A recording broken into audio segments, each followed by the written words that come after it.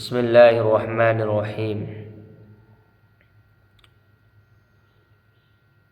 قربانی ایک عظیم عبادت ہے جس کو اللہ رب العزت نے ہر امت میں رکھا ہے۔ اللہ کا قرآن کہتا ہے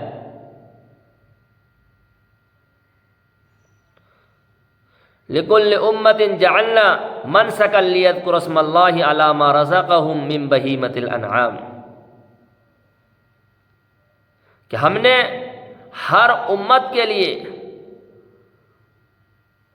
قربانی کو مقرر فرمایا تاکہ وہ چوپاؤں کے مخصوص جانوروں پر اللہ کا نام لیں، یعنی قربانی دیں جو اللہ رب العزت نے ان کو عطا فرمایا ہے۔ اس سے معلوم چلا کہ ہر امت میں قربانی والا عمل رہا ہے، لیکن مخصوص کے ساتھ، خصوصیت کے ساتھ اللہ رب العزت نے سیدنا ابراہیم علیہ السلام کے عمل کے ذریعے سے قربانی کے سنت کو جاری فرمایا ہے۔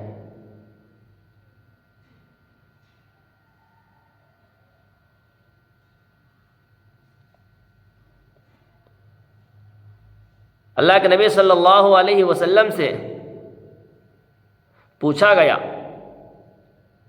زید ابن ارقم رضی اللہ عنہ فرماتے ہیں کہ صحابہ کرام نے سوال کیا، یا رسول اللہ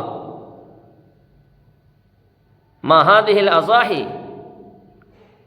اللہ کے نبی یہ قربانی کیا ہے؟ اللہ کے نبی نے فرمایا سنت ابیکم ابراہیم علیہ السلام، یہ تمہارے باپ ابراہیم علیہ السلام کی سنت ہے۔ پھر فرمایا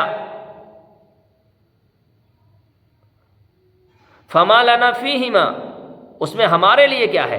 اللہ کے نبی نے فرمایا بکل شعرۃ حسنہ، جانور کے ہر بال کے بدلے میں ایک نیکی ملیں گے۔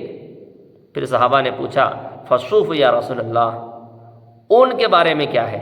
تو اللہ کے نبی نے فرمایا بکل شعرۃ من الصوف حسنہ، اون کے ہر بال کے بدلے میں بھی ایک نیکی ملیں گے۔ اس حدیث سے پتہ چلا کہ اللہ کے نبی نے فرمایا قربانی حضرت ابراہیم علیہ السلام کی سنت ہے۔ اسی سنت کو اللہ رب العزت نے اس امت میں باقی رکھا ہے، اس لیے کہ وہ سنت ہی ایسی سنت تھی، حضرت ابراہیم علیہ السلام کا وہ عمل ہی ایسا عمل تھا۔ میرے بھائیوں، اللہ رب العزت نے اسی سنت کو اس امت میں باقی رکھا ہے۔ قربانی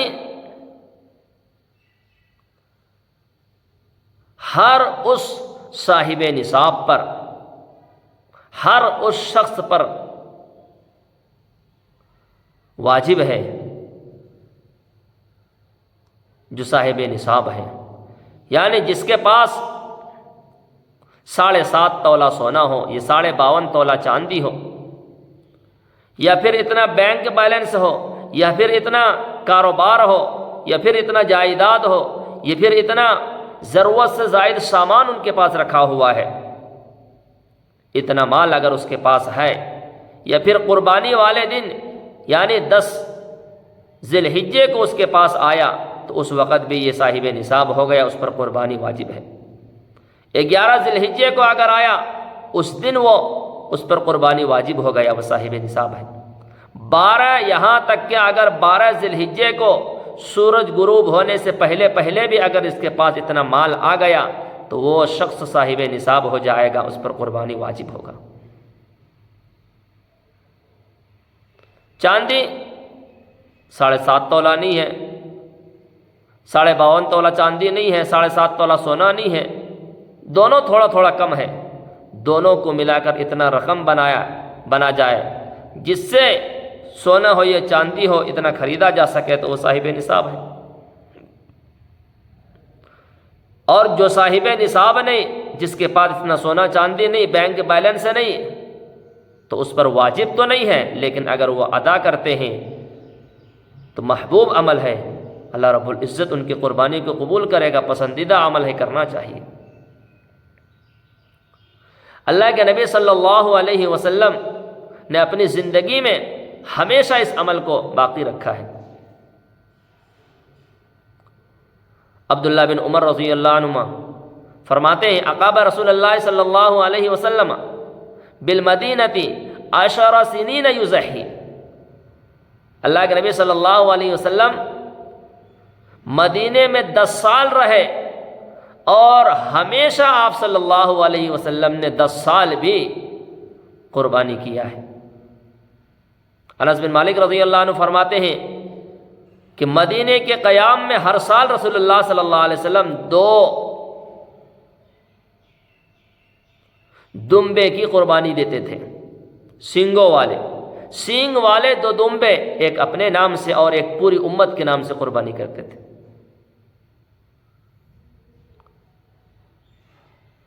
اور حجۃ الوداع کے موقع پر تو رسول اللہ صلی اللہ علیہ وسلم نے، صحیح مسلم کی حدیث ہے، 100 اونٹوں کی قربانی رسول اللہ صلی اللہ علیہ وسلم کے نام سے کی گئی۔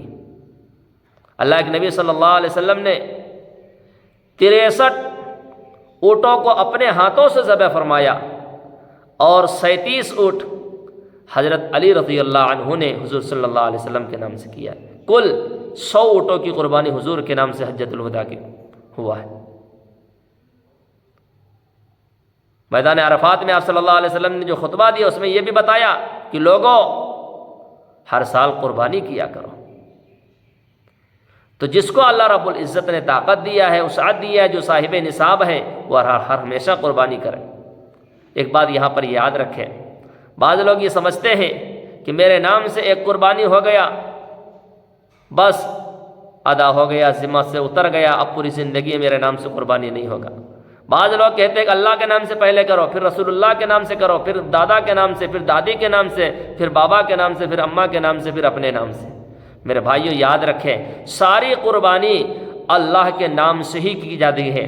دوسری بات، آپ کو اللہ نے مال و دولت سے مالا مال فرمایا ہے، آپ صاحب نصاب ہے، آپ پر قربانی واجب ہے۔ آپ پہلے اپنے اوپر جو واجب ہوا ہے اس واجب کو عمل کرے، اس واجب کو ادا کرے، آپ پر جو اللہ کے جانب سے لازم ہے اس کو پورا کرے۔ اگر آپ اپنی ذمہ داری کو پورا نہیں کریں گے، اپنے واجبات کو ادا نہیں کریں گے تو آپ واجب کو چھوڑنے کے گنہگار ہوں گے۔ اس کے ساتھ اگر آپ رسول اللہ کے نام سے دینا چاہتے ہیں تو اپنے ساتھ ساتھ میں دوسرا حصہ، دوسرا جانور رسول اللہ کے نام سے دیں، اس لیے کہ رسول اللہ صلی اللہ علیہ وسلم کے نام سے دینا آپ پر واجب نہیں۔ اپنا ساتھ دیں، اپنے ساتھ ساتھ میں اگر آپ اپنے بیوی کے نام سے یا اپنے بچوں کے نام سے یا اپنے مرحومین کے نام سے دینا چاہتے ہیں تو پھر دوسرا حصہ دیں۔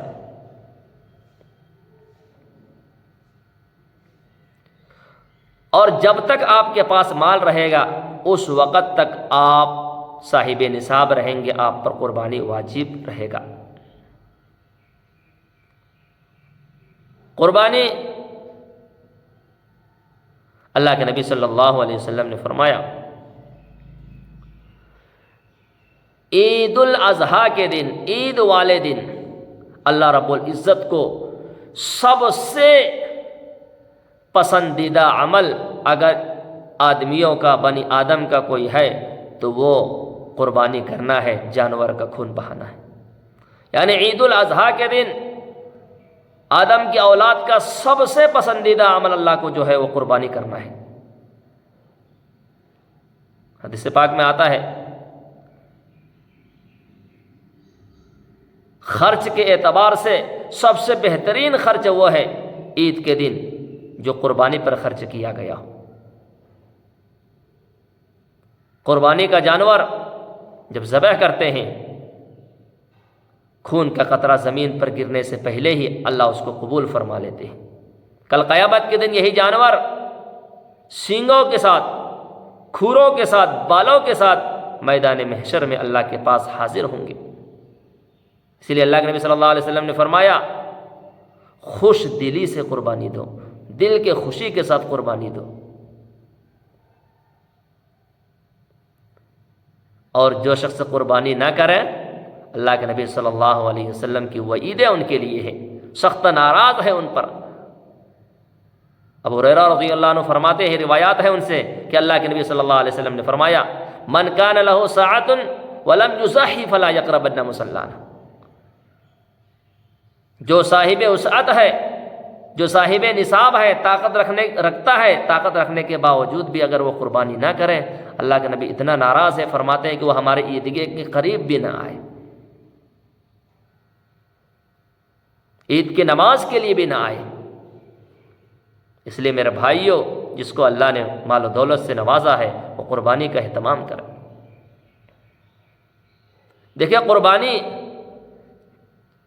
حدیث پاک میں 4 جانوروں کا ذکر ہے، 4 جوڑوں کا ذکر ہے۔ اونٹ اور اونٹنی، ان کی قربانی دی جاتی ہے۔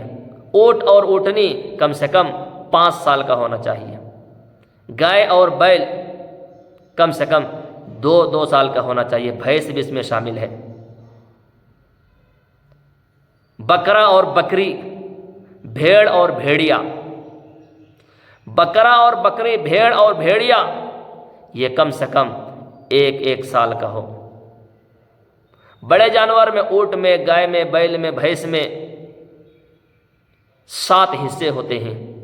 بکرا، بکری، بھیڑیا، بھیڑ، مینڈے، پوٹلے، اس سب میں جو ہے نا ایک آدمی کے نام سے یہ دیا جاتا ہے۔ یاد رکھیں قربانی کا جانور عیب سے پاک ہو۔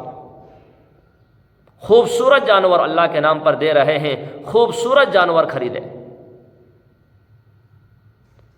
قربانی کی جانور کو دیکھ لے، عیب کو تلاش کر لے، عیب سے پاک جانوروں کو خرید کر اللہ کے نام پر، جو چیز تمہیں پسند نہیں وہ اللہ کو کیسے پسند ہوگا، اس لیے بہترین چیز کو خریدیں، خوبصورت جانور خریدیں۔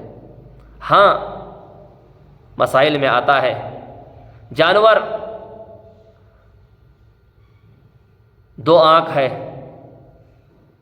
اور اگر ایک آنکھ میں سے 1/3 سے کم نظر آ رہے ہو، یعنی 1/3 سے کم آنکھ کی روشنی ختم ہو گئی ہے تو اس جانور کی بھی قربانی جائز ہے، ہو جائے گا۔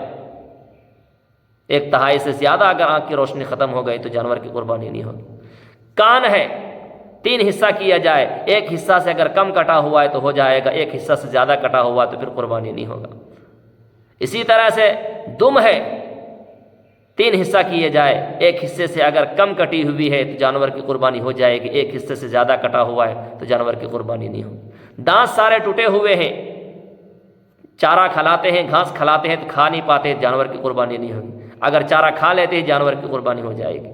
ایک بار یہاں پر یاد رکھیں میرے بھائیوں، بعض لوگ کہتے ہیں کہ جانور کے 2 دانت ہونی چاہیے۔ میرے بھائیوں قربانی دینے کے لیے دانت کا ہونا ضروری نہیں ہے، بلکہ اصل اس کے لیے میعاد تو ایک بڑے جانور ہے، اونٹ ہے 5 سال کا ہونا ضروری ہے، گائے بھینس ہے، بیل ہے، ان کے لیے 2 سال کا ہونا ضروری ہے، بکرا ہے ان کے لیے 1 سال کا ہونا ضروری ہے۔ میعاد سال ہے، دانت نہیں۔ دانت تو ایک علامت ہے میرے بھائی۔ اسی طرح سے پیر ہے، 3 پیر صحیح ہے، 4تھا پیر مار لگ گیا ہے، چوٹ لگ گئی ہے، لنگڑا رہا ہے، اگر چلتے وقت اس کا سہارا لے کر زمین پر اس کو بھی گھسک کے چل رہا ہے تو اس جانور کی قربانی ہو جائے گی۔ اور اگر وہ 4تھا پیر سہارا لیے بغیر 3 پیر کے سہارے سے چل رہا ہے، 4تھا پیر زمین پر نہیں رکھ رہا ہے، تب پھر اس جانور کی قربانی نہیں ہوگی۔ چھوٹے جانور ہیں، 2 تھن میں سے 1 تھن سوکھ گیا ہے، 1 تھن صحیح ہے تو قربانی نہیں ہوگا۔ بڑے جانور ہے، 2 تھن اگر سوکھ گیا ہے، خراب ہو گیا ہے تو اس کی بھی قربانی نہیں ہوگی۔ بہرحال میرے بھائیو، خوبصورت جانور، عیب سے پاک جانور کو خریدے اور اس کی قربانی دیں۔